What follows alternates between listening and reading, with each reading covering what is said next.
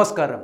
മനുഷ്യ മനസാക്ഷിയെ ഞെട്ടിക്കുന്ന തരത്തിൽ റാഗിംഗ് എന്ന പേരിൽ ക്രൂരമായ പീഡനം അരങ്ങേറിയ കോട്ടയം നഴ്സിംഗ് കോളേജിലെ പ്രിൻസിപ്പാളിനെയും മെൻസ് ഹോസ്റ്റൽ വാർഡന്റെ ചുമതല വഹിച്ചിരുന്ന അസിസ്റ്റന്റ് പ്രൊഫസറെയും സസ്പെൻഡ് ചെയ്തു.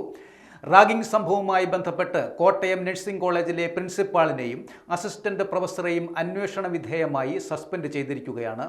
Principal professor Sulekha MD, assistant professor Ajeesh P. Mani എന്നിവരെയാണ് സസ്പെൻഡ് ചെയ്തത്. ആരോഗ്യമന്ത്രിയാണ് നടപടിക്ക് നിർദ്ദേശം നൽകിയത്. ഹോസ്റ്റലിലെ ഹൗസ് കീപ്പർ കം സെക്യൂരിറ്റിയെ അടിയന്തരമായി നീക്കം ചെയ്യാനും നിർദ്ദേശമുണ്ട്. സംഭവത്തിൽ മെഡിക്കൽ വിദ്യാഭ്യാസ വകുപ്പ് ഡയറക്ടർ അന്വേഷണം നടത്തിയതിന് പിന്നാലെയാണ് നടപടി. മെൻസ് ഹോസ്റ്റൽ വാർഡന്റെ ചുമതല വഹിച്ചിരുന്നത് അസിസ്റ്റന്റ് പ്രൊഫസർ അജീഷ് P. മാണിയായിരുന്നു. ഹോസ്റ്റലിലെ റാഗിംഗ് തടയുന്നതിലും ഇടപെടുന്നതിനും കോളേജിന് വീഴ്ച പറ്റിയെന്ന് കണ്ടെത്തിയതിനെ തുടർന്നാണ് നടപടി. ഗവൺമെന്റ് മെഡിക്കൽ കോളേജിലെ 3ാം വർഷ ജനറൽ നഴ്സിംഗ് വിദ്യാർത്ഥികളായ 5 പേരാണ് സംഭവത്തിലെ പ്രതികൾ. 1ാം വർഷ വിദ്യാർത്ഥികളെ കഴിഞ്ഞ 3 മാസമായി ക്രൂരമായ റാഗിങ്ങിനിരയാക്കി. റാഗിങ്ങിന്റെ ദൃശ്യങ്ങളും ഇവർ പകർത്തി.